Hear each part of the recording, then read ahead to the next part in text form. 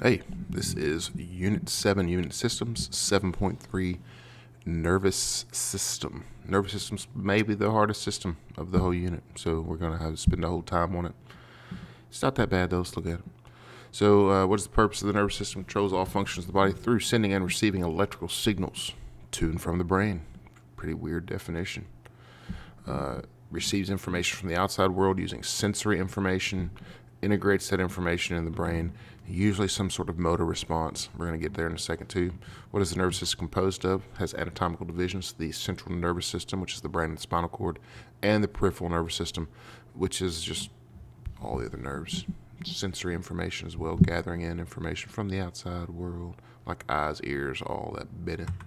There's some functional divisions as well. These functional divisions are typically just of the peripheral nervous system, meaning like the outside nervous system. There are somatic nervous system, and the somatic nervous system are like skeletal muscles. Think the word soma means body, and so this is like things that's going on in the rest of your body, like things that you actually control. The somatic system versus the autonomic system. Autonomic means like a law to itself, and so this is the part of the nervous system that does not require conscious input. Things like your heart beating and your lungs working and your stomach working, you get the idea. This is a nervous system pathway. What does that mean? So the nervous system works this way. There's some sort of sensory input. It doesn't have to be eyes. It could be from internal in the body, right? The body senses that the temperature's rising or something like that. But anyway, there's some sort of input. That input goes to the brain and or spinal cord for integration. Integration means that it's like a processing, right? What do we do with that information that we have? It's not just like a jellyfish that receives it and then acts immediately with a response. This is a thought process. You don't have to act. You can think about previous. You can integrate it into your whole experience. That's what integrate makes it a part of. And then there's an output associated with that. You touch the hot stove. The output associated with that is, I'm going to move my hand. Before that, there's a thought that says, maybe I should move my hand. You get the idea. This is a neuron. You should know what a neuron looks like. There probably will be one on the test, and it's going to ask you to label it, but it's going to be simple. And these are all the parts that you need to know. You have this one thing there on the left is the cell. The purple blob in the bottom that I actually drew is the effector cell. We'll get there in a second.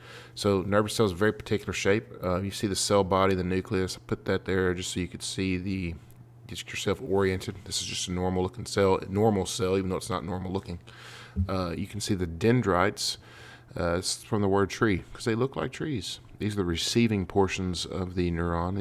This is the portion of the neuron that's going to be receiving information from outside, perhaps from other nerves, probably from other nerves, or from like sensory input.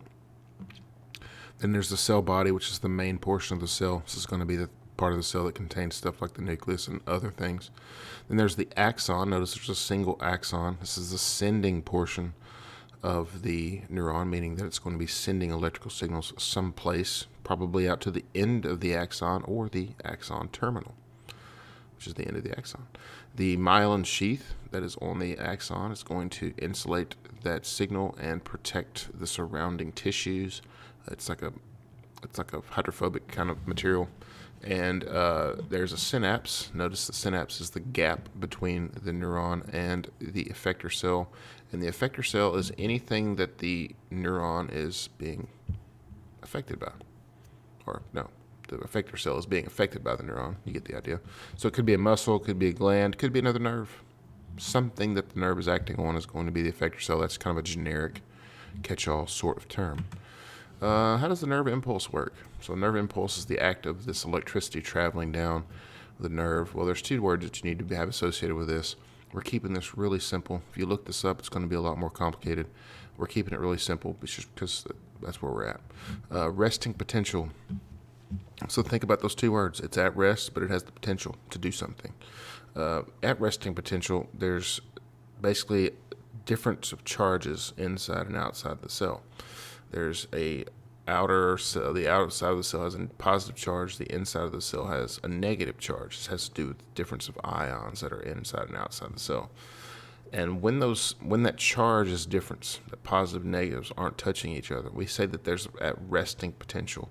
It's kind of like when you set a mousetrap, and that mousetrap is resting, but it has the potential not to be. It just needs something to trigger it, right?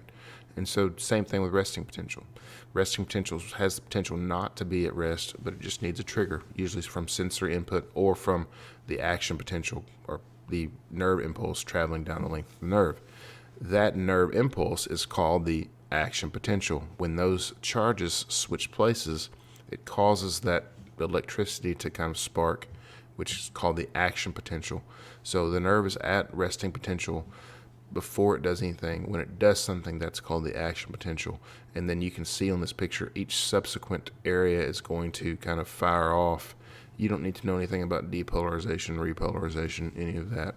I just thought this picture was neat because it showed both the resting and the action potential. Moving on. So what happens when that action potential gets to the gap?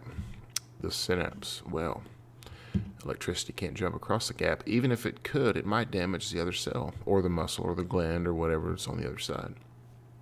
And so there needs to be a way for it to jump that gap. So the way that I think about this is that the signal goes from electrical on the left to chemical in the middle to back to electrical on the right. How does it do that? Well, there are these chemicals called neurotransmitters. And those neurotransmitters are that nerve impulse causes the release of those neurotransmitters into the synapse, and then those neurotransmitters then trigger an action potential on the other side of the synapse.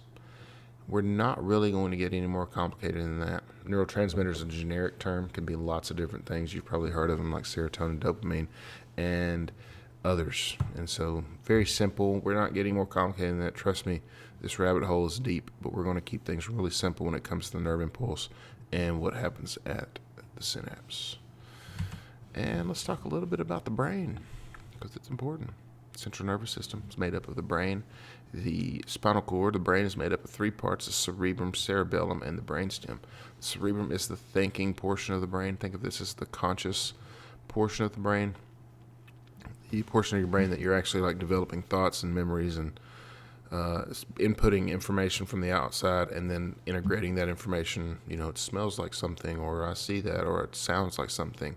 All of those, that's called integration. That sounds like something I heard when I was in 4th grade. That's integrating into your experiences. That's all happening in your cerebrum. This is primarily what separates us from other animals. And it's divided in, there's all these different ways that you could look at the cerebrum, but we're not going to look at it that way. We're just going to know cerebrum, thought process. Cerebellum. Lots of stuff going on in the cerebellum. So we're going to kind of sum it up by saying involuntary motor control. So what does that mean? So like when you pick up a pencil, you don't have to ask yourself, how much pressure do I need? Where is the pencil in relation to my body, in relation to my hand? All these things that you have like learned since you were first reaching out for things. If you ever watched a baby reach out to grab things, they struggle, right? Because their eyes and hands and all this stuff isn't coordinated. That coordination comes from the cerebellum. It's doing a lot of that balance. It's doing a lot of that coordination that you have. It's doing a lot of other things too. We're going to keep it there. The brainstem. This is most of the involuntary functions, like homeostatic functions of the body, things like breathing, blood pressure, temperature, things that you don't think about, right? It does. It does all the thinking for you. And then the spinal cord. This is the central cord that goes all the way down the length of the vertebra, and it basically connects the rest of the body to the brain. The spinal cord actually does some integration on its own as well, things like reflexes that never actually get to the brain, but that's this whole other thing as well. Again, as you can see, the nervous system's pretty complicated. We keep things pretty simple. Hopefully that was helpful.